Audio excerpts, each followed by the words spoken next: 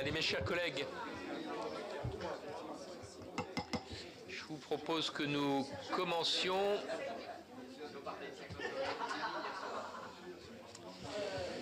J'imagine que certains de nos... Oui, c'est un peu la rentrée, comme vous dites, madame. J'imagine que certains de nos collègues vont nous rejoindre dans cette semaine marquée par le Salon de l'Agriculture, où, bien sûr, vous partagez entre ici et la porte de Versailles. On va néanmoins reprendre nos travaux de commission après cette semaine d'interruption. Vous savez que la semaine prochaine, nous examinerons la proposition de loi visant à soutenir l'engagement bénévole et à simplifier la vie associative, texte qui a été adopté par l'Assemblée nationale le 31 janvier dernier, pour lequel nous avons désigné Yann Chantrel comme rapporteur pour notre commission. Dans la perspective de l'examen de ce texte, il a paru important de faire un point sur le fonctionnement de nos associations, et nous avons le plaisir pour cela de recevoir ce matin Chantal Bruno, qui est vice-présidente du Haut Conseil de la vie associative, Michael Huette, qui est délégué général du mouvement associatif, et François Bouchon, qui est président de France Bénévolat, pour évoquer la situation du secteur associatif. Merci, mesdames et messieurs, d'avoir accepté notre invitation. C'est évidemment une thématique qui nous est chère aux uns et aux autres, et nous nous réjouissons de l'occasion ainsi offerte par ce texte de mettre à l'honneur les associations. Ce n'est pas si fréquent que ça, finalement, dans notre commission. Vecteur d'engagement et créateur de liens sociaux, elle joue un rôle fondamental, nous le savons, sur l'ensemble de nos territoires. Juste 2 chiffres pour montrer l'importance de ce tissu associatif. 1,5 million d'associations en France, et qui mobilise près de 23 millions de bénévoles qui œuvrent au quotidien autour d'un projet commun dans la diversité des actions des associations. Je rappelle toutefois que le monde associatif a été durement touché. Nous nous en étions inquiétés au moment de la crise sanitaire, avec une baisse de 15% du nombre de bénévoles entre 2020 et 2022. S'il semble aujourd'hui retrouver son dynamisme d'avant-crise, le secteur fait face à de nouveaux défis, à de nouveaux enjeux qui peuvent le fragiliser, qu'il s'agisse de l'évolution des formes d'engagement, des effets de l'inflation sur leur trésorerie, ou encore du poids des contraintes administratives sur leur fonctionnement. L'objectif de cette matinée d'échange sera donc d'aborder ces difficultés et d'évoquer avec vous les attentes des acteurs du secteur. Cette matinée sera aussi l'occasion de connaître vos positions respectives sur la proposition de loi que nous aurons à examiner dans quelques jours, plus précisément le 13 mars prochain. Nous serons notamment attentifs à vos points de satisfaction sur ce texte, vos critiques éventuelles, ainsi que vos propositions d'amélioration. Après vos interventions respectives, notre rapporteur Yann Chantrel vous posera une première série de questions, puis je donnerai bien sûr la parole à chacun de celles et ceux qui le souhaiteront, pour une durée limitée de 3 minutes. Je vous rappelle que cette audition est captée et diffusée en direct sur le site internet du Sénat. Madame Bruno, je vais commencer par vous donner la parole, bien entendu. Ce sera aussi l'occasion que vous nous replaciez un petit peu le Haut Conseil à la vie associative sur ses missions et son calendrier de travail. Et puis après, bien sûr, chacun d'entre vous pourra s'exprimer. Le format, c'est un propos liminaire, et après des questions-réponses pour que notre audition soit la plus vivante possible. Madame Bruno. Merci beaucoup, Monsieur le Président. Mesdames, Messieurs les sénateurs et les sénatrices, bonjour et merci pour cette invitation. Quelques mots alors du Haut Conseil à la vie associative. Certains d'entre vous peut-être connaissent. C'est une instance de consultation placée auprès du Premier ministre, qui a été créée en 2011 à la suite d'ailleurs du Conseil national de la vie associative, donc quelque chose déjà d'un peu ancien. Cette instance est composée d'experts. Nous ne sommes pas les uns les autres des représentants de tel ou tel secteur, de telle ou telle association, mais des experts du monde associatif, 30 membres, puis également des représentants des ministères, un député et une sénatrice siègent également au Conseil, et des représentants de chacun des niveaux des territoires, donc régions, départements, communes. Le Haut Conseil fonctionne en 2 commissions. Une commission qui s'intéresse plus particulièrement aux questions juridiques et fiscales et une commission qui s'intéresse aux questions d'engagement, de bénévolat et plus généralement effectivement de tout ce qui fait, je dirais, les acteurs de la vie associative. Nos travaux se déroulent, je dirais, à la fois en saisine et en auto-saisine. Saisine, nous pouvons être saisis par un ministre, par le Premier ministre, sur des questions précises. Dans le passé, nous avons travaillé sur la question de l'intérêt général, de l'entrepreneuriat et des associations, la question du bénévolat, de l'engagement des jeunes. Et puis aussi par auto-saisine, nous pouvons travailler sur les sujets qui nous semblent importants au moment précis pour le monde associatif. Nous sommes obligatoirement saisis, ça c'est très important, de tous les textes législatifs ou réglementaires qui concernent les associations dans leur ensemble.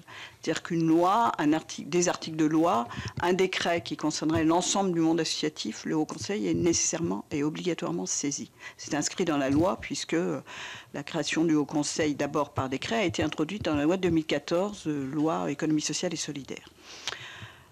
Pour ne pas être très longue, voilà ce que je peux dire. Si vous avez des questions après, il n'y a pas de difficulté, mais je ne veux pas être trop longue pour laisser la place au débat sur le texte qui nous occupe. Sur ce texte qui nous occupe, nous avons travaillé assez étroitement avec les parlementaires et notamment effectivement Quentin Bataillon qui portait cette proposition de loi à l'Assemblée. Nous avons eu plusieurs réunions avec lui, une réunion en amont complètement lorsque le texte n'était pas encore rédigé, puis après des échanges au vu des articles. Certains articles portés dans la loi sont directement issus d'une rédaction du Haut Conseil, évidemment avec d'autres intervenants ensuite. Globalement, ce texte nous convient, il est important, il est une étape, et vous savez sans doute que c'est une étape suite aux assises et surtout aux travaux et aux réflexions autour de la simplification des associations et du monde associatif. Donc ce texte répond en partie. Je pense qu'il peut être une étape, il peut y avoir d'autres textes. Et puis, ce qui est important aussi de savoir, c'est que tout n'est pas forcément, ne relève pas forcément de la loi. Il peut y avoir aussi des dispositions par décret ou par circulaire. Nous avions, nous, souhaité d'autres mesures, mais qui malheureusement relèvent du projet de loi de finances, donc qui n'ont pas leur place ici dans ce texte. Mais globalement, je pense qu'il est important que ce texte puisse être présenté et voté par le Parlement. Il sera, de toute façon, il apportera des éléments importants en termes de facilitation, notamment sur les questions de trésorerie, de prêts entre associations, sur la question du mécénat de compétences, mais peut-être nous y reviendrons un peu plus tard. Donc pour être synthétique, je vais m'arrêter là.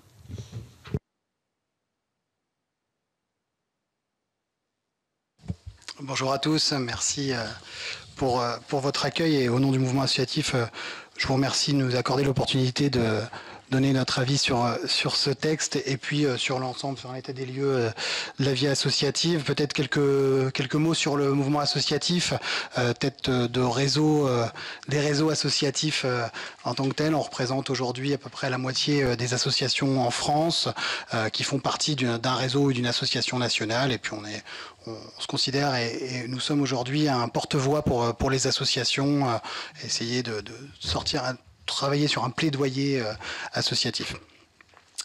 Tout d'abord, permettez-moi de vous dire que nous sommes aussi en accord avec le texte présenté, bien qu'il y ait éventuellement des choses qui auraient pu sûrement aller plus loin. Si on s'inscrit comme une première étape sur les travaux de simplification, effectivement le texte nous va plutôt bien et il est impératif en même temps qu'on réfléchisse à des solutions complémentaires qui tiennent en compte de la diversité des associations et des situations dans lesquelles se trouvent les associations. Je vais aller un petit peu plus loin dans mes propos.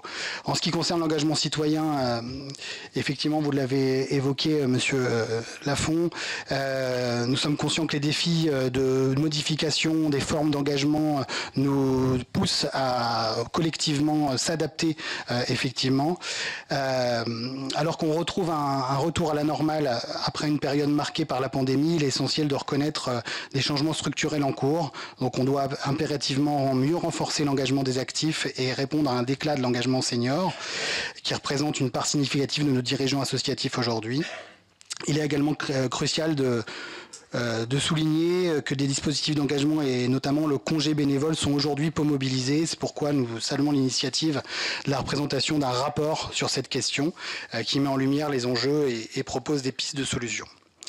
En ce qui concerne la simplification administrative, nous partageons l'avis selon lequel de nombreuses mesures ne peuvent être mises en œuvre uniquement par le biais de la législation.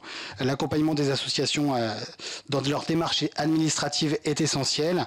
À cet égard, je souhaitais mettre en avant l'importance d'un dispositif de guide asso.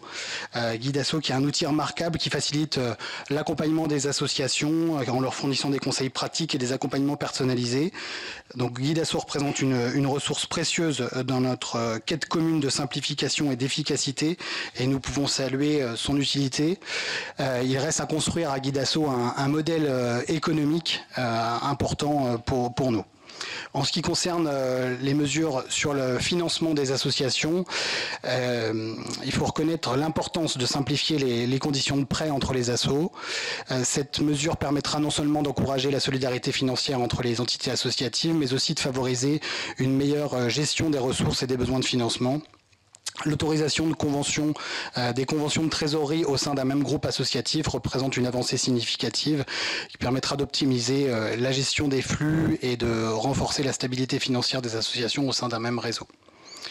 Ces mesures sont essentielles pour soutenir le dynamisme et la pérennité du secteur associatif en garantissant aux associations les moyens financiers nécessaires pour poursuivre leur mission et leur intérêt général. Pour conclure et peut-être faire un petit zoom sur l'actualité, je tiens à souligner les difficultés auxquelles actuellement les associations sont confrontées. Le mouvement associatif a fait une enquête il y a un peu plus d'un an, combinée à des récentes difficultés rencontrées par des organisations emblématiques telles que les Restos du Cœur, la Banque Alimentaire, les centres sociaux qui témoignent de l'ampleur des défis auxquels nous sommes confrontés aujourd'hui.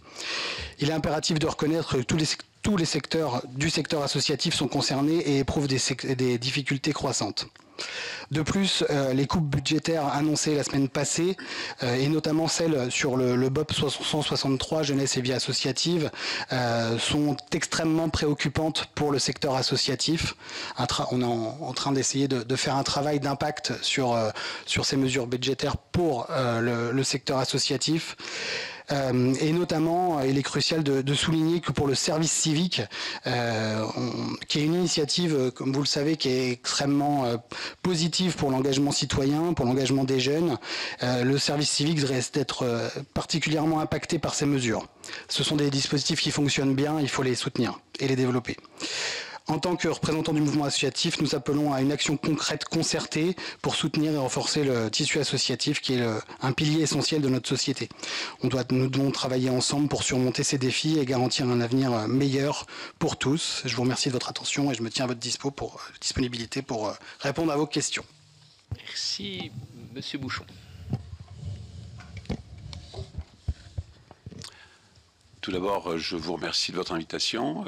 C'est pas si souvent qu'on parle du bénévolat au Parlement. Donc merci, Monsieur le Président. Merci à vous, sénatrices et sénateurs.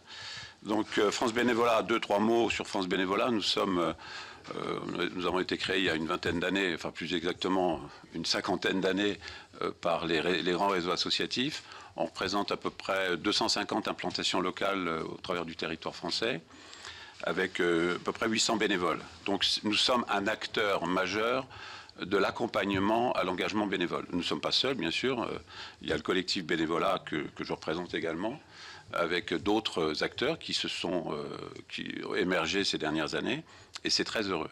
Alors tout d'abord, je voudrais rappeler que quand vous parlez d'engagement associatif, c'est un peu large. Le premier chapitre s'intitulait, rappelez-vous, enfin, vous devez le savoir, l'engagement bénévole, soutien à l'engagement bénévole. Or, assez rapidement, ça devient l'engagement associatif. il y a une différence fondamentale, c'est que dans l'engagement associatif, naturellement, vous avez des salariés, vous avez des mécénats de compétences, vous avez des services civiques, on en a parlé, et c'est très bien. Tous ces dispositifs, nous les accueillons avec grand plaisir. Et nous nous réjouissons des budgets qui sont consacrés notamment à ces dispositifs. En revanche, quand on parle de bénévolat, il faut dire le bénévolat, c'est libre et gratuit, il n'y a pas de statut. Il n'y a pas de contrat. Il y a 13 millions de personnes qui sont engagées bénévoles dans les associations. On parle de 22 millions, mais il s'agit de participation bénévole. Un bénévole peut être bénévole dans plusieurs associations. Donc il y a 13 millions de bénévoles, donc c'est quelque chose de considérable dans notre pays.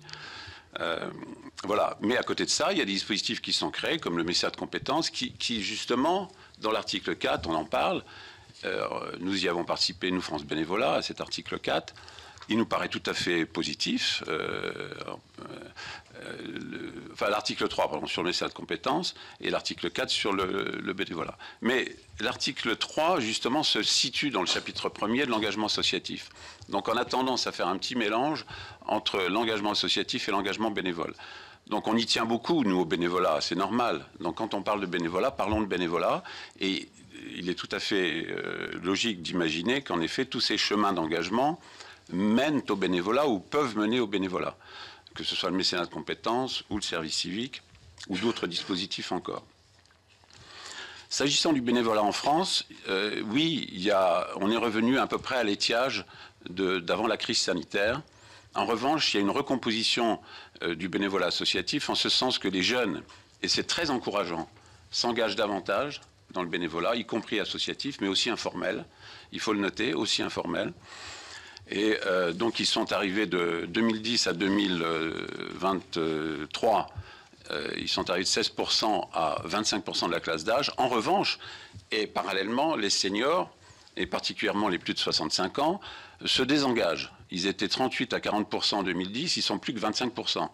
Donc, si vous voulez, une hausse des jeunes, une baisse des seniors. Pour faire très simple, ça pose une difficulté, c'est-à-dire que les seniors, comme vous l'imaginez, ont plus de temps disponible pour l'associatif, et donc il y a un volume horaire et donc des ressources disponibles pour les associations qui est en baisse. Ce qui pose deux problèmes, un problème de ressources bien sûr, mais un problème de renouvellement des dirigeants bénévoles. Pourquoi? Parce que les seniors souvent étaient, et sont toujours d'ailleurs, plutôt des dirigeants bénévoles. Donc les associations en ce moment souffrent de ce manque de ressources, et particulièrement en ce qui concerne la gouvernance. On s'est exprimé en audition sur le PLF et nous avons notamment indiqué que s'agissant des budgets consacrés aux politiques jeunesse, nous étions particulièrement réjouis à l'époque, avant les annonces de la semaine dernière et de ces fameuses coupes budgétaires. Donc on monte de 8% le budget de politique jeunesse, puisqu'on arrive à 901 millions d'euros, 900 millions d'euros, c'est déjà pas mal. Pardon, avec une grosse partie sur le service civique, on en a parlé. Mais j'ai regardé au niveau du bénévolat ce qui était strictement alloué au bénévolat. Eh bien, figurez-vous qu'on arrive à peu près à 12 millions d'euros entre le FDVA1, le CRIB et la plateforme de la réserve civique, Je veux aider. On arrive à peu près à 12 millions, ce qui fait moins d'un euro par an par bénévole. C'est pour vous dire que oui, il y a des politiques ambitieuses jusqu'à la semaine dernière et on s'en réjouit. On fait beaucoup pour les jeunes. C'est des dispositifs nouveaux, le SNU, le service civique, l'école apprenante, c'est très bien. Mais pour faire fonctionner tout ça, il faut aussi des bénévoles, et particulièrement des bénévoles seniors. S'ils ne répondent pas à l'appel, ces politiques publiques, elles sont déséquilibrées. Donc il faut, je veux dire, le bénévolat, bien sûr, c'est gratuit, mais derrière tout ça, il faut aussi considérer que toutes ces actions de captation, de donner envie à nos seniors de faire du bénévolat, ça a un coût. Donc si il n'y a pas de support de la nation sur ce bénévolat, comme ça se fait dans d'autres pays, eh bien, on a des politiques publiques qui sont malheureusement déséquilibrées. On a aujourd'hui du mal à trouver des mentors, il faut quand même le dire. Donc c'est quand même un problème sur la politique, un jeune, un mentor. Voilà, je n'en parlerai pas davantage. Voilà, je reviendrai peut-être, si vous avez des questions, sur le texte lui-même. Je vous remercie de votre attention. Merci. Première question de Yann Chantrel, rapporteur donc pour ce texte. Oui, merci Monsieur le Président. Déjà, je voudrais saluer l'initiative effectivement de cette audition, de permettre d'échanger avec les acteurs et actrices du monde associatif. Je pense que ça montre aussi l'attachement qu'a l'ensemble des commissaires de notre commission justement à la vie associative. On voit les impacts réels et concrets sur la vie démocratique, même locale, dans les différentes régions et départements de France. Et comme vous l'avez dit, ça concerne un grand nombre de nos compatriotes, puisqu'on évalue à 13 millions le nombre de nos compatriotes qui sont engagés, 1,5 million quand même d'associations qui sont en activité. Donc c'est vraiment un pilier essentiel de notre démocratie. Ça participe à une société civile vraiment active et engagée, et c'est essentiel. Alors, vous avez souligné les coupures budgétaires, et effectivement, en tant que rapporteur pour avis de notre commission sur ce budget, je ne peux que déplorer également cette coupure, d'autant plus que le budget initial avait été lui-même rejeté par notre commission.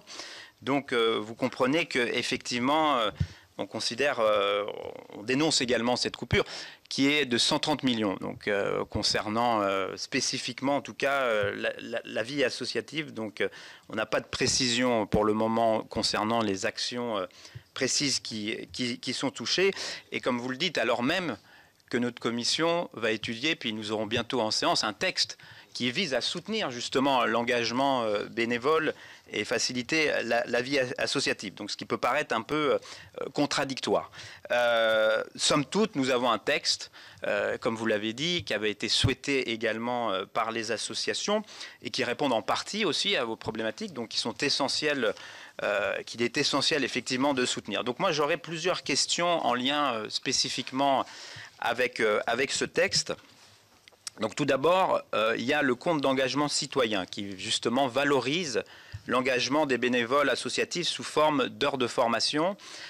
Est-il, selon vous, suffisamment connu des bénévoles éligibles? Il y a aussi la proposition de loi abaisse de 3 ans à 1 an la durée d'existence des associations pour être justement éligibles à ce compte d'engagement citoyen. Que pensez-vous justement de cet assouplissement? Est-ce une demande également de votre part? Le texte prévoit également de faciliter les prêts entre les organismes sans but lucratif ainsi que les opérations de trésorerie entre elles. Pourriez-vous justement nous donner votre avis sur ces dispositions de facilitation des prêts? Et enfin, ce texte impose également un certain nombre de contraintes aux associations, comme l'obligation d'informer chaque bénévole des conditions lui permettant justement de bénéficier du compte d'engagement citoyen. Selon vous, cette proposition de loi est-elle vraiment de nature à simplifier la vie associative? Et j'aurais une dernière question. Alors, vous avez dit dans votre intervention pour le Haut Conseil de la vie associative que vous souhaitez, qu'il y avait des mesures que vous avez souhaitées, mais qui étaient de l'ordre de la loi de finances. Donc j'aurais bien aimé savoir quelles étaient justement ces propositions et mesures en lien avec la loi de finances. Merci à vous. Je vais vous laisser répondre à cette première série de questions de notre rapporteur, et puis après il y en aura d'autres, évidemment. Je sais pas comment vous répartissez les réponses, et vous complétez dans les réponses. Je démarre sur la question du CEC, compte engagement citoyen. Développer la communication sur ce dispositif est effectivement complètement obligatoire si on le veut qu'il soit réellement utilisé et réellement valorisé. On pense que la question de passer de 3 ans à 1 an facilite aussi l'accès. Donc ça, c'est plutôt une bonne chose. Mais effectivement, il faut qu'on travaille absolument sur une communication pertinente, sur une information, que ce soit aux dirigeants bénévoles en direct, mais également aux dirigeants, aux associations en tant que telles, en tant que structure associative, pour informer sur ce dispositif. Et donc la mesure qui dit qu'on doit informer obligatoirement, si c'est quelque chose qui se fait de façon assez simple et qu'on arrive à prévoir les outils pour, on trouve que c'est plutôt une bonne chose sur cette question-là.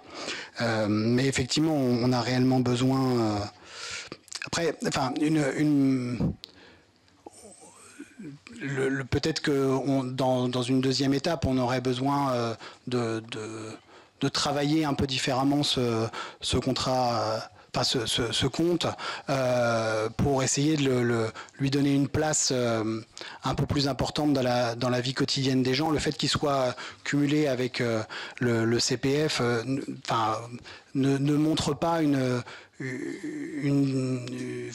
il est engagé, il est englobé dans la partie emploi, travail, et c'est bien autre chose quand même. Je crois que pour les élus, il y a un compteur différent quand on a droit à la formation des élus. Donc peut-être qu'il y a quelque chose à réfléchir de ce côté-là dans une deuxième étape.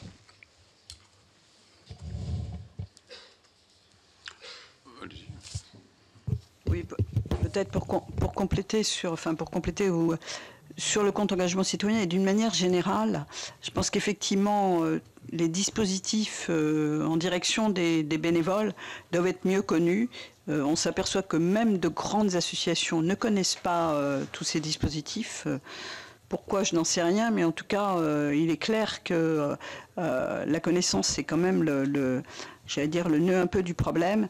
Et ce qui me semble important, c'est pas tant d'imaginer d'autres dispositifs aujourd'hui, mais d'abord de faire connaître, de faire fonctionner et de faire un bilan. C'est-à-dire de se dire pourquoi est-ce que le compte d'engagement citoyen n'est peut-être pas suffisamment connu, ou ce qui vient d'être dit sur la formation, est-ce que finalement ce compte qui est alimenté par le bénévolat, est-ce qu'il permet bien après d'avoir des formations en tant que bénévole? Je n'en suis pas bien sûr.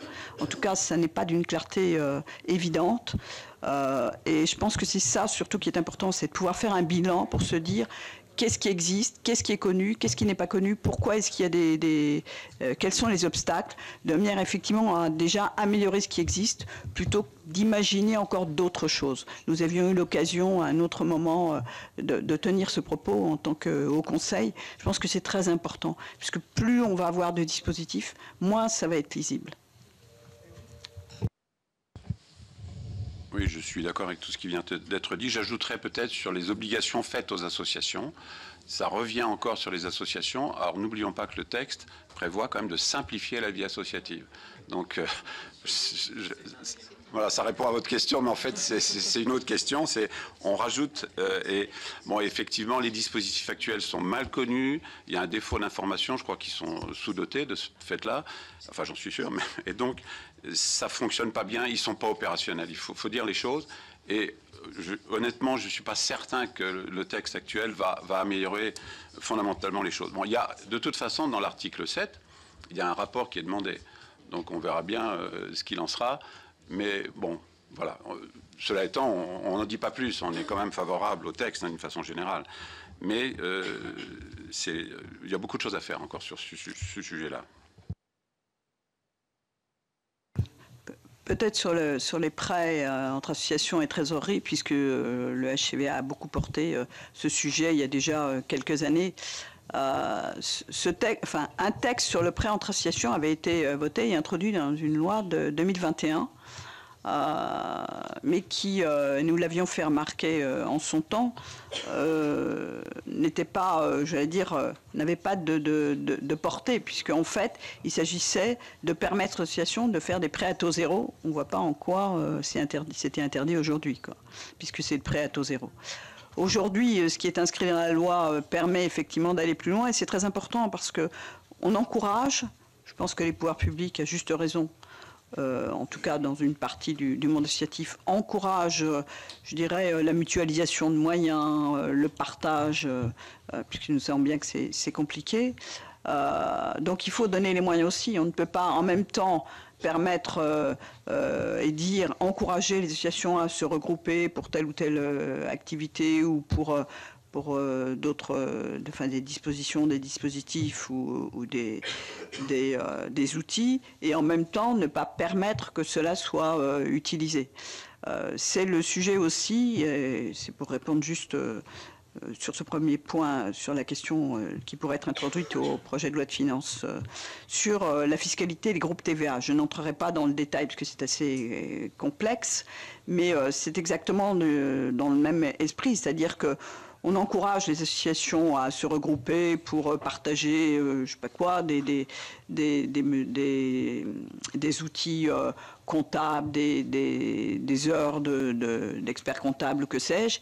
Mais en même temps, on empêche, en tout cas on fiscalise, et donc les associations auront à payer TVA si, dans certaines conditions, ces échanges ont lieu. Donc je pense que c'est ça qui est important, c'est qu'on soit dans un discours cohérent et dans une politique cohérente qui dise on encourage les associations à avoir des mutualisations sur certains sujets, ne les cassons pas, je dirais, dans la ligne après du texte en disant oui, mais ça sera fiscalisé. Vous voyez ce que je veux dire. Je ne veux pas entrer dans le détail technique qui serait un peu complexe. Mais voilà un exemple effectivement de mesures que nous souhaitons nous voir inscrites dans le projet de loi de finances, et le Haut Conseil avait demandé aux parlementaires, à certains parlementaires de porter ce projet-là. Alors, je vais prendre toutes vos questions en commençant par celle de Catherine Belriti. Merci Monsieur le Président, Madame, Messieurs, je vous remercie pour vos exposés extrêmement enrichissants. Alors le monde associatif est un secteur primordial pour notre société et notre économie. C'est un secteur en pleine expansion puisqu'on a en moyenne 11,2 associations qui se constituent pour 10 000 habitants. Néanmoins, un paramètre continue à noircir notre tableau. 90% de ces associations, eh bien, elles ne fonctionnent que grâce aux bénévoles. Or, ceux-ci sont de moins en moins nombreux. Nous l'avons constaté. Engagée dans des associations à la fois sportives et mémorielles, eh bien, j'ai pu constater cette baisse inexorable du nombre de bénévoles, baisse qui s'est effectivement particulièrement accentuée avec le Covid. Et donc on a effectivement, comme le disait M. Bouchon, un repli partiel de nos aînés. Or, ce sont eux qui, jusqu'à présent, s'occupaient en tout cas de la gouvernance. Alors, nous faisons face, selon moi, à une double problématique. Comment inciter les jeunes à s'engager et pérenniser leur engagement, tout en conservant nos retraités qui demeurent le socle de nos associations. Une des solutions qui était envisagée, que j'avais envisagée, c'était une meilleure valorisation du bénévolat. C'est la raison pour laquelle j'avais interrogé la ministre Carole Grandjean l'année dernière, concernant justement à l'occasion d'une séance concernant les associations. En effet, le bénévolat est gratuit en France car cette activité n'est encadrée par aucun statut et il ne fait l'objet d'aucune définition juridique, contrairement au salariat. Alors, il serait important de leur offrir une gratification sous quelque forme que ce soit, chèque vacances, cotisation sociale, valorisation de droit à la retraite, chèque emploi-service, etc. Et je crois que nous sommes tous conscients, les associations ne sont pas des entreprises, la plupart n'ont pas les moyens de salarier les personnes qui travaillent pour elles.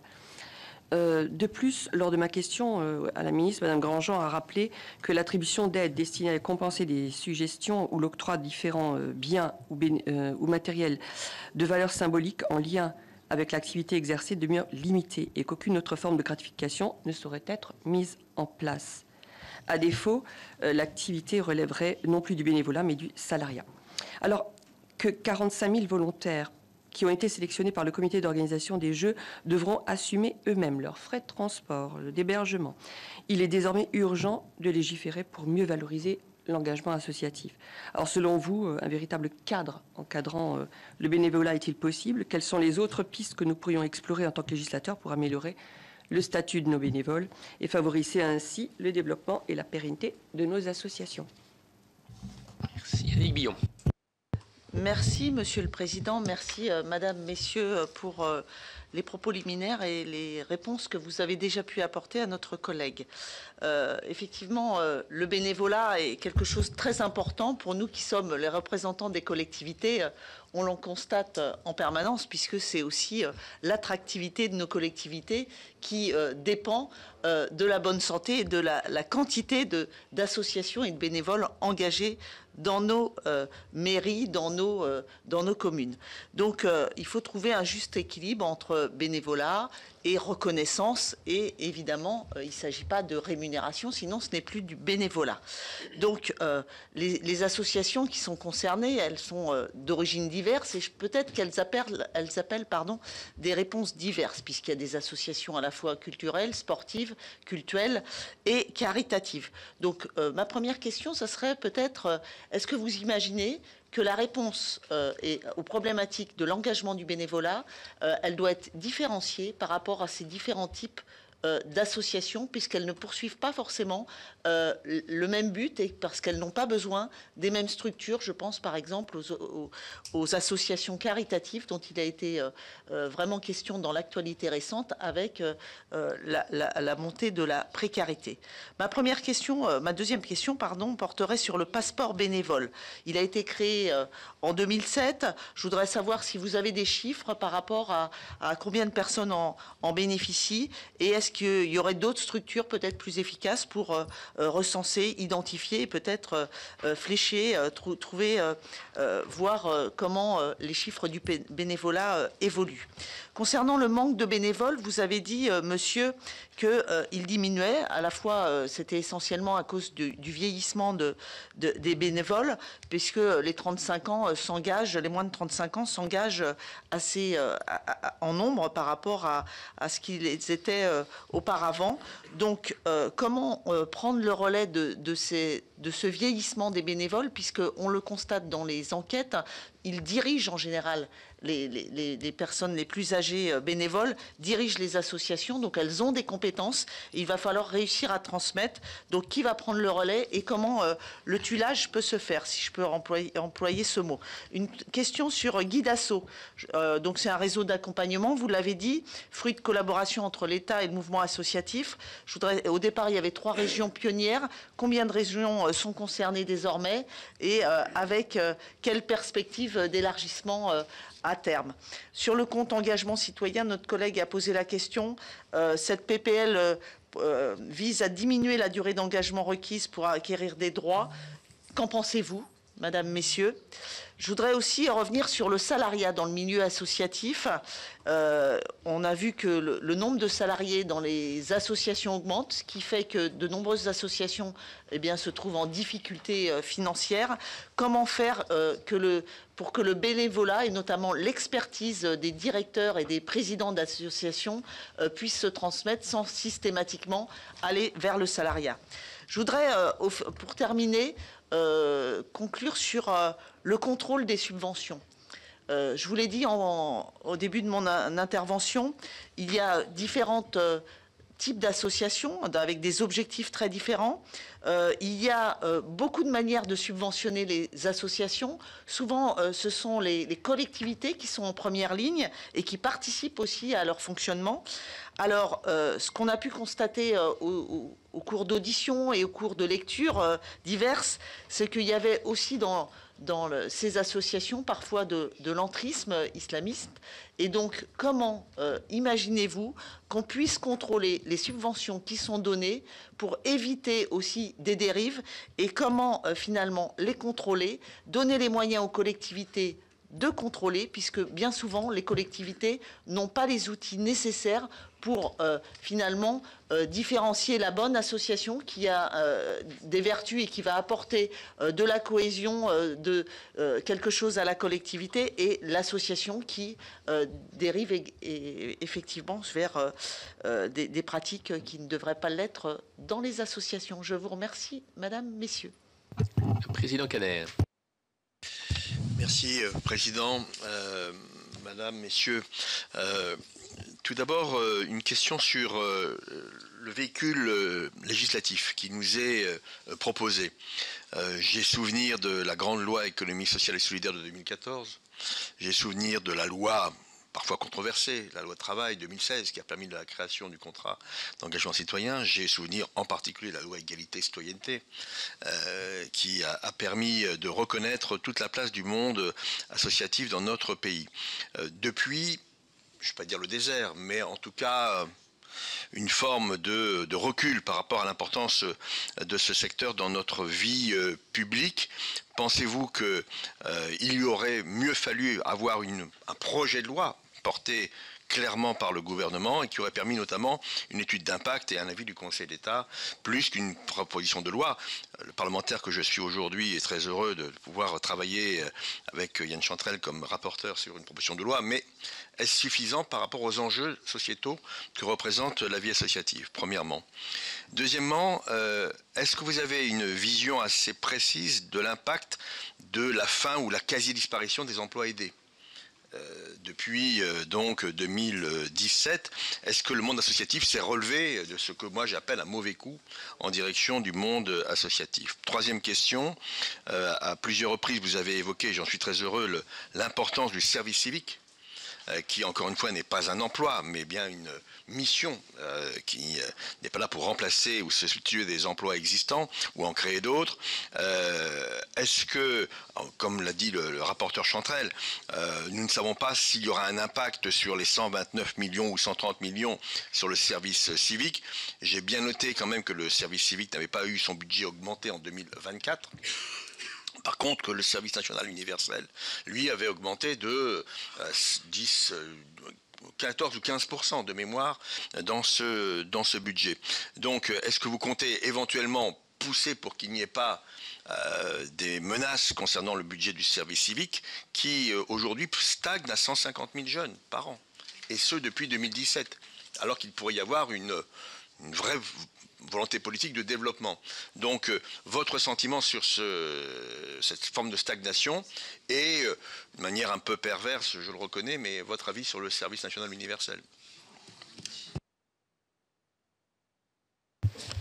Jérémy Bacchi. Merci, Monsieur le Président. Madame, Messieurs, merci pour vos propos liminaires. Rapidement, puisque beaucoup de choses ont été dites, je reviens à mon tour évidemment sur l'importance de la vie associative et du bénévolat dans notre pays comme à la fois ciment de nos valeurs républicaines, mais aussi comme vecteur de création de liens sociaux.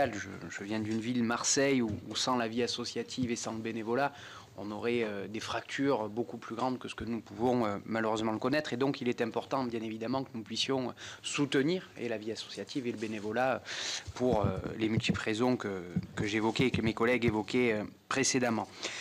Dans cet état d'esprit, j'ai trois questions assez rapides. La première, vous évoquiez, Monsieur Bouchon, finalement une modification de la sociologie des bénévoles en disant que les seniors étaient paradoxalement de moins en moins présents au profit de plus jeunes, mais que le temps alloué ne faisait pas le compte.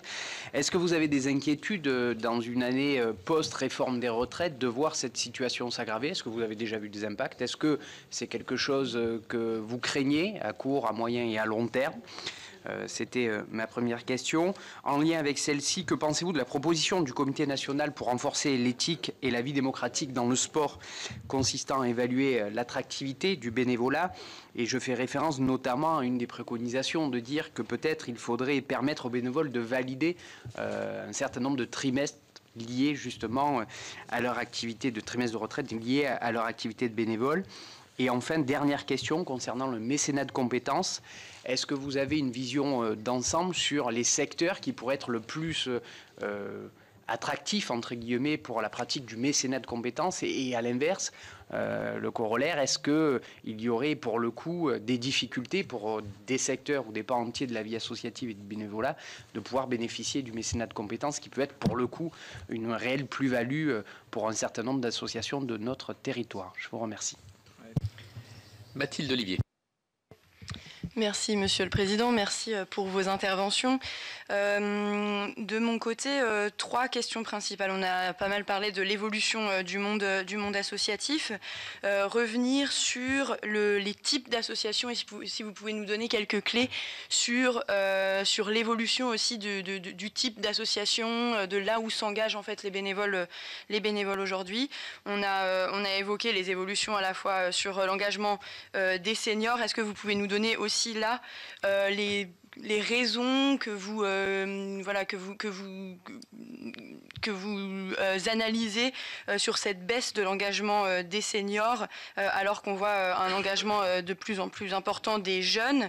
Et sur les jeunes, vous parliez de toute la difficulté du temps qu'ils peuvent allouer aux associations. Est-ce que là aussi vous avez des clés, des leviers que vous souhaiteriez voir mis en œuvre à la fois en termes de temps, d'horaire pour l'engagement de ces plus jeunes et éventuellement éventuellement en termes d'indemnité ou de pouvoir avoir du temps supplémentaire alloué dans leur quotidien, par exemple de jeunes actifs, pour pouvoir s'engager dans le monde associatif et prendre éventuellement des présidences d'associations ou être dans la gouvernance des associations de manière accrue. Revenir aussi sur le service civique, on l'a déjà pas mal évoqué, mais lors du projet de loi de finances, on avait déposé des amendements autour de la revalorisation des services civiques. Alors bien sûr, on ne s'engage pas pour faire un service civique d'abord pour des raisons financières, mais c'est quand même quelque chose d'important pour l'attractivité de ces services civiques. La ministre n'était pas pour nos amendements, mais avait indiqué qu'une réflexion était menée pour réviser le système et l'organisation des services civiques. Est-ce que vous avez des clés? Est-ce qu'un travail a été commencé avec l'exécutif autour de cette revalorisation des services civiques dans le contexte budgétaire actuel qu'on connaît? Et puis une dernière question sur les Jeux Olympiques et Paralympiques et le bénévolat au sein des Jeux Olympiques et Paralympiques. Est-ce que vous notez aussi que ce bénévolat pourra impacter, voire amener à une perte de bénévoles sur d'autres événements du type des festivals cet été? Et est-ce que cette mobilisation de bénévoles plus globalement lors des Jeux Olympiques et Paralympiques est une source d'inspiration pour faire évoluer la place des bénévoles dans la conscience collective et auprès notamment des jeunes citoyennes et citoyens? Merci. Bernard Fialaire. Merci Monsieur le Président, merci pour vos exposés. Moi je voudrais revenir sur le constat que vous faites de la diminution des seniors dans l'engagement associatif, qui est quand même dommageable quand on sait le bien-être physique et même l'amélioration du vieillissement de toutes les personnes qui continuent à avoir une activité sociale importante. Est-ce que vous pensez que nous devrions avoir des campagnes de communication plus importante? Moi, je considère presque les retraités comme des quasi-fonctionnaires. Hein. Ils sont payés, je sache, par la collectivité et ils ont à choisir eux-mêmes. Et ils ont... et que je sache, c'est pas de la capitalisation que je sache. Donc, ils sont payés par la collectivité, oui, malgré tout, des gens, mais je le remets pas du tout en cause, mais je pense qu'ils ont effectivement une rémunération et qu'ils peuvent choisir la fonction presque la fonction publique qu'ils peuvent remplir. Certains seront présidents d'associations, d'autres sont carrément des comptables quand ils sont trésoriers, d'autres font du travail administratif quand ils sont secrétaires. Il y a beaucoup de choses comme ça, mais c'est malgré tout, si on veut bien regarder objectivement, c'est une forme de quasi-fonctionnaire. Et c'est cet engagement, moi, je pense, qui est plutôt favorable pour leur santé, qu'il faut encourager. La deuxième chose, c'est on sait qu'il y a aussi des associations dont les dirigeants sont peut-être bénévoles, mais ont de tels avantages. Quand on voit un petit peu les règlements de compte et les rivalités et les compétitions, on s'aperçoit que de temps en temps, il y en a certaines associations qui sont pas abandonnées. Et celles-là, elles ont plutôt une image, au contraire, négative pour l'engagement bénévole, vraiment, dans les associations. Donc voilà un petit peu les réflexions que m'inspirent vos présentations. Et enfin, Colombe Boncel. Merci beaucoup. Merci à vous trois. Merci évidemment au rapporteur Yan Chantrel. Si nous nous réjouissons avec mes collègues du groupe socialiste de voir l'engagement bénévole et la simplification de la vie des associations être mise à l'honneur, et puis manifestement, et vous l'avez dit tous les trois, une modalité de co-construction avec l'ensemble des mouvements que vous représentez. On ne peut évidemment pas faire totalement abstraction du contexte, mais mes collègues l'ont évoqué à plusieurs reprises, et le mauvais coup porté par la baisse du BOP 163 annoncé de 130 millions est un mauvais coup, mais qui vient s'inscrire finalement dans d'autres types de mauvais coups. Patrick Caner faisait allusion à la quasi-disparition des emplois aidés. Pardon de revenir un peu plus loin, mais la disparition de l'ISF a elle aussi eu un impact sur la vie associative et notamment le modèle de financement. Et donc il faut aussi remettre tout ça dans un contexte. Je souhaitais vous poser deux questions. La première, c'est sur le contrat d'engagement républicain qui a été voté en 2021 et qui a fait l'objet de nombreux débats parce qu'il était également un signe de défiance vis-à-vis du mouvement associatif et de sa capacité à porter des messages évidemment respectueux des valeurs de la République et de l'engagement républicain, mais des messages qui étaient ceux qui nous avaient envie de porter. Je voulais savoir si une évaluation par vous-même ou par d'autres avait été faite sur le contrat d'engagement républicain, si vous aviez aujourd'hui des données à nous apporter sur ce sujet. Et je le dis y compris comme élue parisienne parce que je vois que d'autres modèles peuvent être mis en place. Et par exemple à Paris, je ne dis pas que c'est absolument parfait, mais en tout cas, c'est une autre façon d'avancer en confiance avec les associations. Nous avons travaillé autour d'une charte des engagements réciproques élaborée en partenariat avec les associations, qui est un document qui permet de fixer le cadre de relation d'une ville, d'une collectivité avec des associations. Il y a la création d'une instance de médiation qui permet donc d'avoir un autre type de relation, qui permet de répondre peut-être aux interrogations que posait ma collègue Annick Billon tout à l'heure, mais dans un cadre de confiance. Et puis, deuxième question plus rapide, sur le mécénat de compétences, nous avons été interrogé, sollicité sur le mécénat de compétences. Le texte qui vient de l'Assemblée prévoit que la mise à disposition d'un salarié à une association soit désormais possible non plus pendant 2 mais 3 ans, sachant que certains souhaitent pouvoir allonger encore la durée de ce dispositif. Quel bilan faites-vous et quel est votre regard sur ce dispositif? Et enfin, dernière intervenante, Monique de Marco. Oui, je vous remercie. Je n'avais pas prévu d'intervenir, mais je souhaitais juste avoir une réponse à une question qui n'a pas été posée. Ça concerne donc l'engagement des jeunes. Donc, selon une étude de l'IFOP de 2022, qui s'intitulait « Les jeunes sont-ils plus engagés que leurs aînés ?» 52% des jeunes aimeraient accorder plus de temps à une activité dans une structure associative. Mais alors, ma question étant, comment justement peut-on valoriser donc le bénévolat sur les jeunes, et en particulier sur les étudiants par rapport donc à la réussite de leurs études? Est-ce que vous avez des propositions, puisque le congé formation, le congé bénévole ne s'adresse pas, donc ne s'adresse qu'aux salariés? Question très courte. Merci. Voilà, nombreuses questions. Je ne sais pas comment vous les répartissez. Allez-y, Monsieur Bouchon. De faire le bénévolat.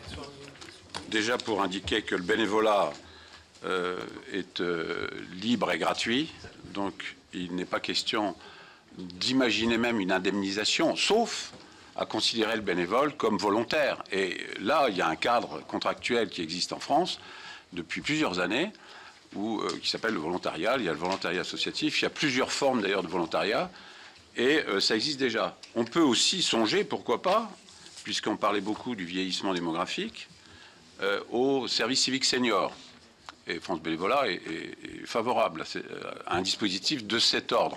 C'est-à-dire, on peut comprendre, et je viens à la fracture associative, on n'en a pas parlé autour de cette table, mais il faut savoir que le bénévolat est quand même réservé à ce qu'on dit les CSP+. Il faut être clair. Et pourquoi? C'est parce que dans le monde rural, souvent, pour prendre son véhicule et faire 15 ou 20 km, eh bien, il faut mettre de l'essence. C'est une difficulté. Le bénévolat, il a parfois un coût, et souvent même un coût, même en région parisienne. Nous, on a des bénévoles de l'Essonne qui ne viennent pas à Paris, parce que c'est plusieurs euros, donc ils vont hésiter. Donc il y a une fracture associative, c'est ce que nous voulions, monsieur le rapporteur, indiquer. Comment se fait-il qu'on n'arrive pas à faire en sorte qu'il y ait un crédit d'impôt sur ces fameux frais de bénévoles? C'est ça, on le demande depuis des années. À chaque fois, on se rate sur le PLF. C'est pas le cadre de la loi, mais voilà. Ça, la fracture associative pourrait être réglée un, par un service civique senior, et ça règle en partie le problème de l'engagement des seniors et du vieillissement démographique, et deux, le fameux abandon de frais qui n'est pas permis finalement aux non imposables. Donc ça existe pourtant pour les services à domicile, il y a des fonctionnements très, très pratiques, hein, on le sait tous, mais pour les bénévoles, les plus modestes, c'est pas possible. Donc il y a des choses à faire, ça passe sans doute encore une fois par le PLF. Sur la loi, il y avait le service civique, oui, c'était effectivement dommage qu'il n'y ait pas plus de moyens accordés au service civique. J'espère qu'il ne sera pas coupé davantage, d'ailleurs, avec ces coupes budgétaires. Hein. Il y avait une question sur la réforme des retraites. Impact sur le bénévolat des seniors. Alors, c'est un peu tôt pour le dire, quand même. faut être clair. Mais si on regarde sur ces 10 ou 15 dernières années, ça a sûrement eu un impact. Moi, j'ai connu... je suis retraité bénévole, mais j'ai connu évidemment des départs très précoces de salariés. Et quand on avait chez IBM 52 ans, c'est arrivé. Ben, on veut se rendre utile. Et ça répond à votre préoccupation, monsieur. Vous avez raison.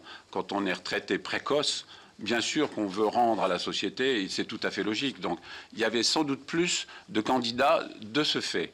Alors, l'allongement de l'âge de départ à la retraite, c'est quelque chose qui va faciliter finalement le bénévolat des seniors, c'est clair. Ne serait-ce que parce que, bah oui, j'ai beaucoup donné finalement dans ma vie professionnelle et c'est le moment de me reposer. Donc, est-ce que les associations m'offrent quelque chose? Et donc, c'est peut-être aux associations aussi de se poser les questions.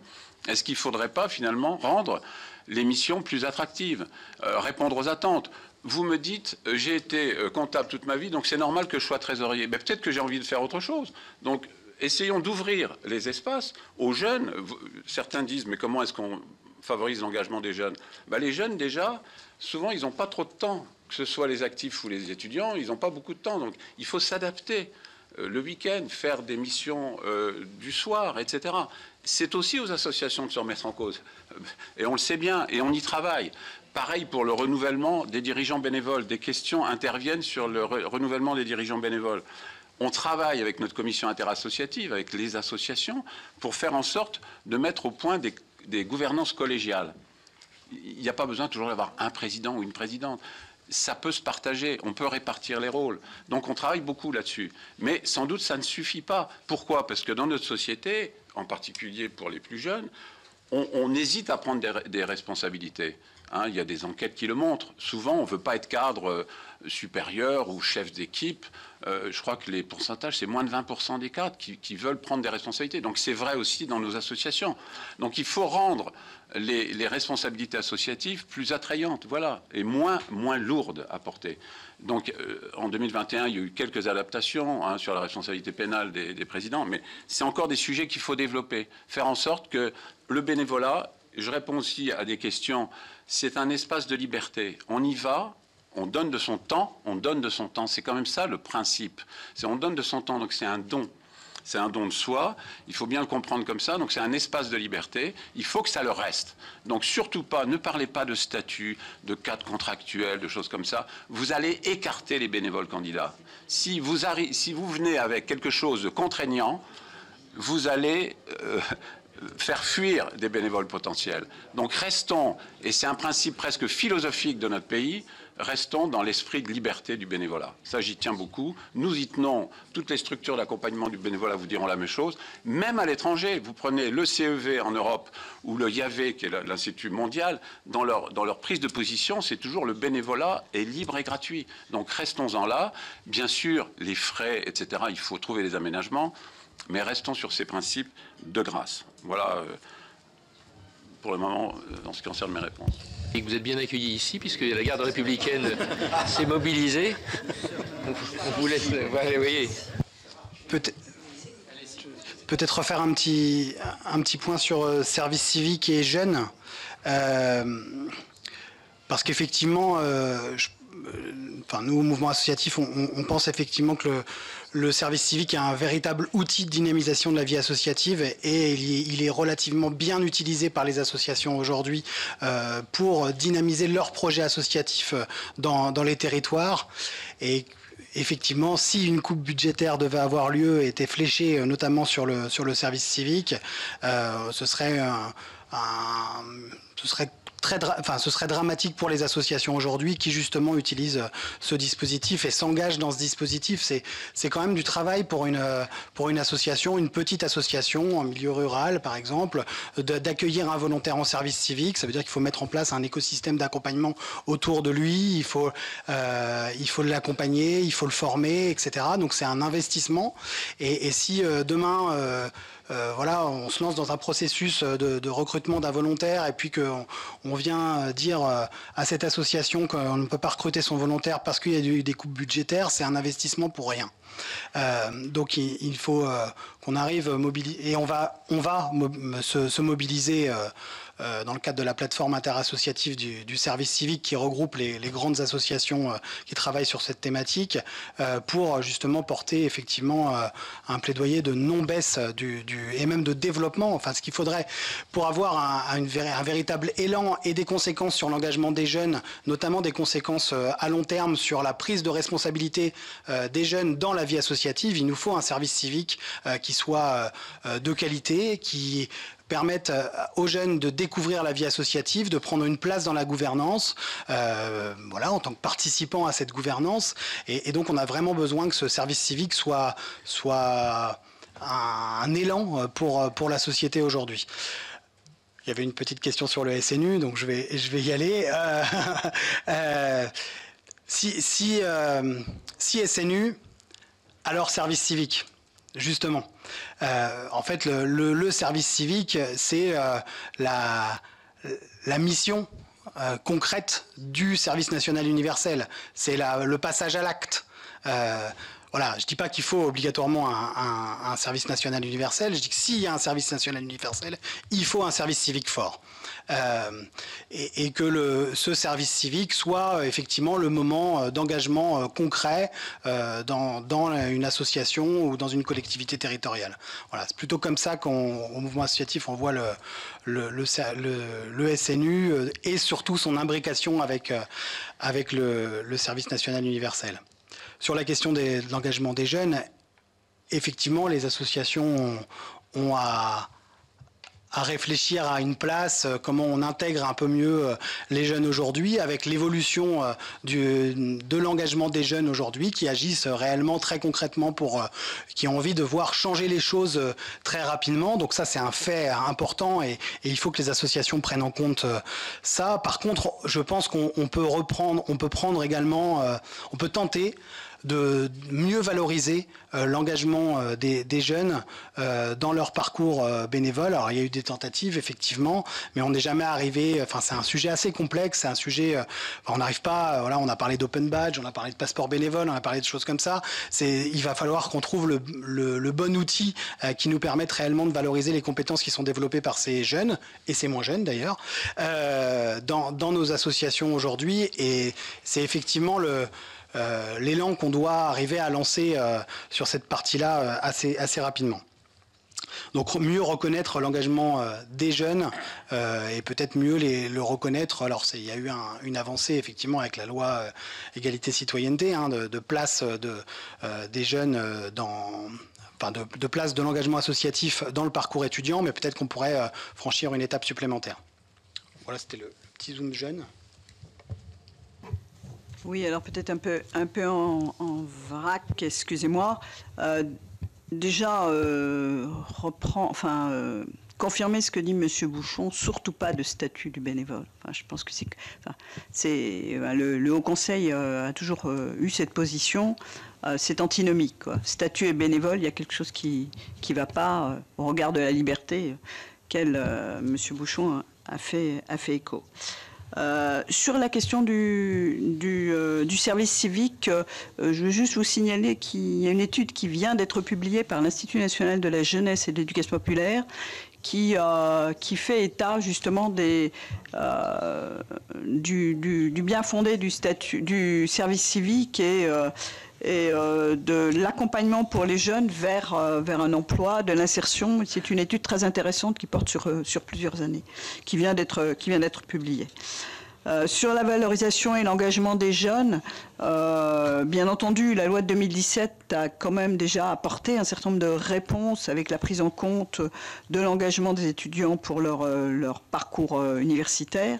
Je pense que peut-être il faut revoir un peu ce qui se passe dans les universités. Est-ce que c'est toujours en cours? Enfin, est-ce que c'est toujours bien suivi? Je pense que là, il y a peut-être un petit travail à faire et à regarder. C'est important aussi, je pense, que les associations puissent accueillir les jeunes et donc fassent confiance. Le Haut Conseil avait rendu en 2017 un rapport sur comment faciliter l'engagement dès le plus jeune âge et faire en sorte que l'école soit plus ouverte sur les associations, qu'elles puissent plus entrer dans les écoles pour faire connaître aux jeunes, enfin collèges, lycéens, collégiens, lycéens, ce que sont les associations, ce que peut être de s'engager dans le bénévolat.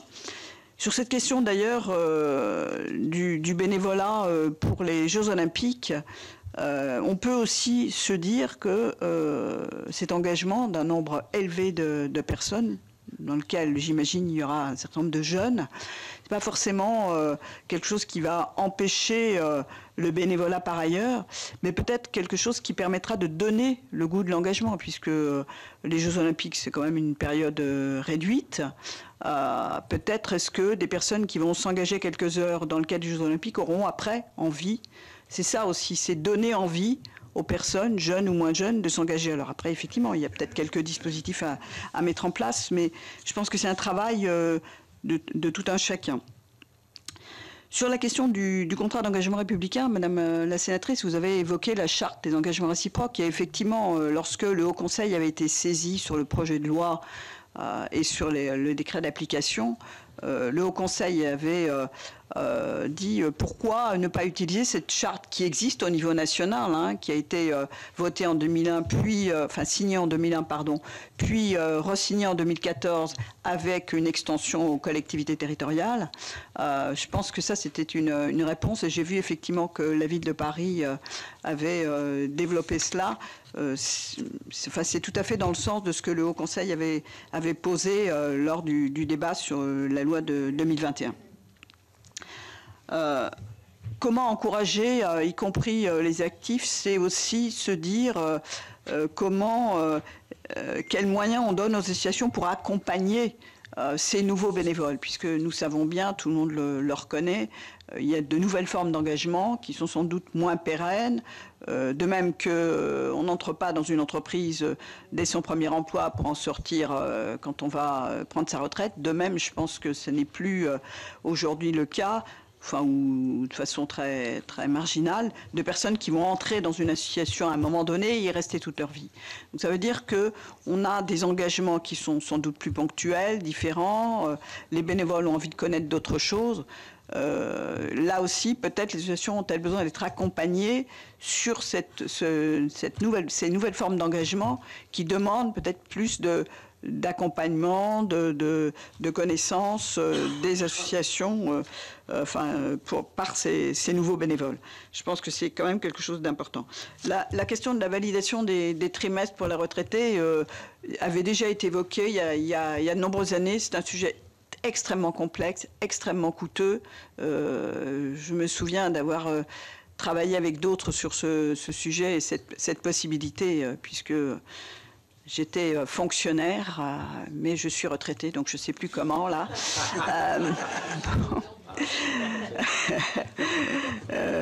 En tout cas, les coûts étaient extrêmement élevés et je ne suis pas sûre que ce soit bien pour les caisses de retraite aujourd'hui. Il y a peut-être d'autres sujets, d'autres possibilités à prendre en compte. Et ce sera mon dernier mot, sur le mécénat de compétences, je pense que c'est important effectivement que soit abaissé à la fois le nombre de salariés, puisque jusqu'à présent ce sont des entreprises de plus de 5000 salariés qui peuvent faire du mécénat de compétences. Et puis la durée, 3 ans c'est une bonne durée, et après je dirais l'expérience et l'histoire dira si c'est pertinent ou pas. Mais sur le nombre de salariés, c'est très important parce que finalement on peut avoir ce mécénat de compétences proche j'allais dire, c'est pas forcément de grandes entreprises qui vont effectivement avoir cette volonté, et le fait d'abaisser le nombre de salariés permettra effectivement probablement un mécénat de compétences proche des associations, et nous savons bien que c'est sur le terrain que les associations agissent. Il y avait peut-être guide ASSO pour savoir combien de régions étaient concernées là. Effectivement, sur Guide Asso, on va faire rentrer les quelques DOMCOM dans le dispositif. Alors, pour reprendre un peu de façon globale, ce dispositif, on était sur une expérimentation au départ, avec une montée progressive du nombre de régions qui entrent dans le dispositif. Une expérimentation à 3 régions, puis 6 régions sont rentrées en plus. Là, il nous manque effectivement quelques DOMCOM. En 2025, toutes les régions devraient être rentrées dans le dispositif. On voit déjà ce réseau d'accompagnateurs est en train de se structurer. On voit déjà des résultats dans certains territoires où c'est le remplacement grosso modo des CRIB, Centres Ressources d'Information aux Bénévoles, par ce dispositif d'accompagnement un peu plus global, avec des accompagnements généralistes, des accompagnements spécialisés. Et on voit déjà quelques résultats en termes de création d'associations, en termes de dynamique de formation des bénévoles, d'accompagnement, de réponse aux questions. Voilà. L'idée, c'est de guider beaucoup plus le dirigeant associatif dans un écosystème d'accompagnement qui est beaucoup plus lisible qu'il ne l'était auparavant. Monsieur Bouchon. Oui, pardon, il y avait une question ou deux sur la valorisation du bénévolat, en particulier sur la reconnaissance avec le passeport bénévole. Donc effectivement, c'est une création de fonds de bénévolat de 2007. Il y a à peu près 200 à 250 000 passeports qui ont été distribués sur cette période. Ça aurait pu être beaucoup plus. On est à peu près entre 20 et 25 000 par an en ce moment. Donc c'est quelque chose qui se développe parce qu'au fond, c'est un outil qui existe. Il est aujourd'hui analogique, il n'est pas numérisé. Donc, tu évoquais les open badges, c'est la direction vers laquelle il faut aller. Aujourd'hui, il y a des allers-retours, il y a Diagoriant qui existe, qui est une plateforme de l'État. Donc, voilà, nous, on participe aux travaux de préparation. Et en tout cas, c'est un outil important, la reconnaissance. Et en particulier, s'agissant du passeport bénévole, c'est cette reconnaissance solennelle.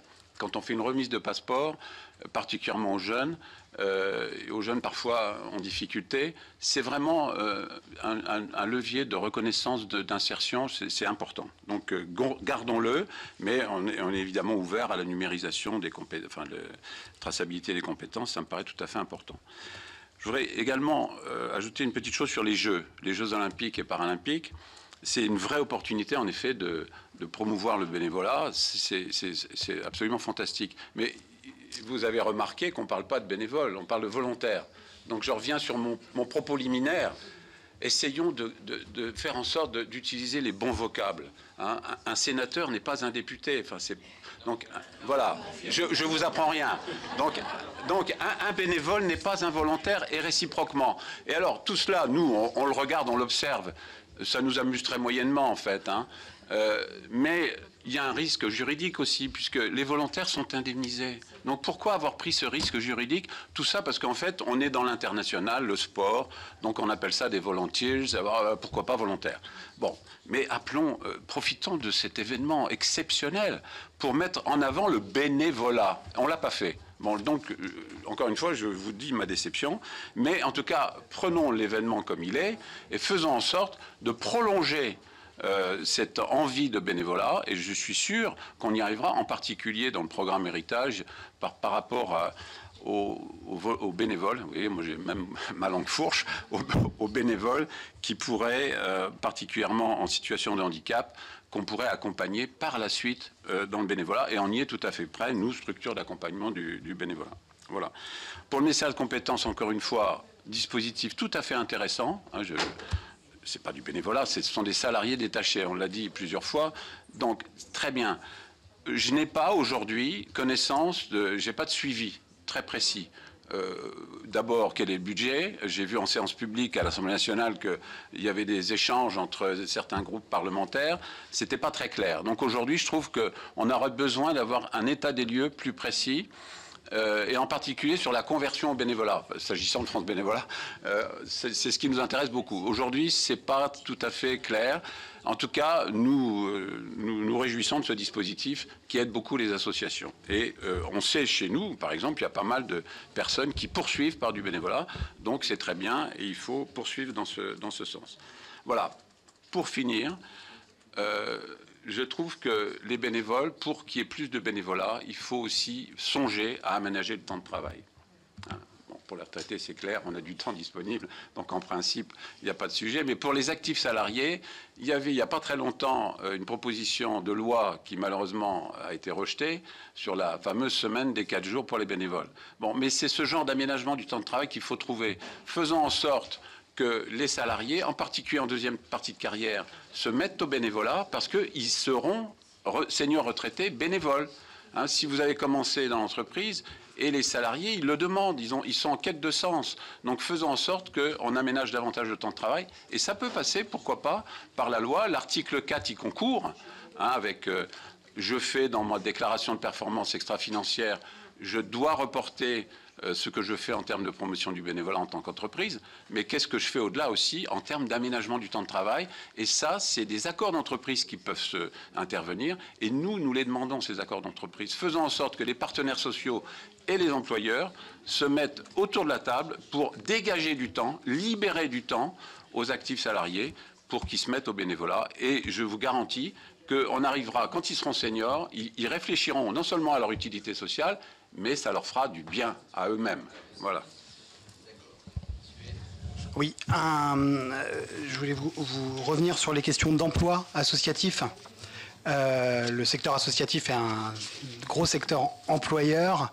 Au mouvement associatif, on a 3 propositions sur cette question d'emploi, parce qu'effectivement, le secteur associatif souffre encore de la perte des emplois aidés. La première proposition, qui est peut-être une proposition d'expérimentation, c'est de travailler sur des emplois d'utilité citoyenne, peut-être pour les petites associations qui veulent démarrer et qui veulent créer leur premier emploi, d'essayer de travailler sur un dispositif d'emploi aidé spécifique pour ces associations-là. La deuxième proposition, c'est la suppression de la taxe sur salaire pour les associations.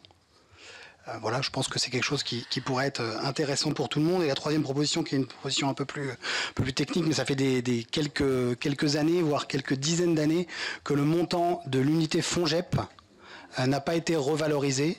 Il est toujours à peu près à 7 200 €. Ces 7 200 € représentaient, il y a quelques années, un pourcentage assez important d'un salarié. Aujourd'hui, il ne représente plus grand-chose, même si c'était un bon coup de pouce, mais il ne représente pas assez. On demande effectivement que ce soit augmenté au moins à 10 000 € par unité FONGEP. Et certains... on a commencé déjà à travailler avec certains ministères sur cette augmentation-là, mais on a besoin que ce soit le FONGEP dans sa globalité, et notamment la plus grosse enveloppe, c'est-à-dire les FONGEP GEP, Jeunesse Éducation Populaire, qui passe à 10 000 €. Sur le CER, le contrat d'engagement républicain, vous n'êtes pas sans savoir que le mouvement associatif demande effectivement la suppression du contrat d'engagement républicain.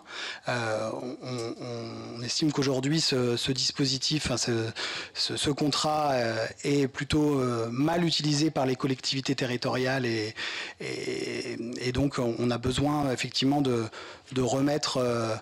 de travailler collectivement sur la confiance des associations, enfin de l'État envers les associations. Voilà, on a vraiment une mauvaise application de cet outil, alors qu'il y a des outils, on en a parlé tout à l'heure, je ne vais pas en reparler, qui existent, qui permettent plutôt de travailler sur cette forme de confiance État, collectivité, association, et c'est plutôt là-dedans qu'on s'oriente. Merci, mesdames et messieurs, pour ces réponses très précises à nos questions. On a fait un tour d'horizon au-delà de la proposition de loi, mais c'était très bien, parce que c'était aussi l'occasion de vous recevoir que de faire un tour d'horizon sur le monde associatif et le bénévolat. Et donc, merci beaucoup pour cet échange de ce matin. Et puis, bien entendu, on continuera ce dialogue avec vous. Merci.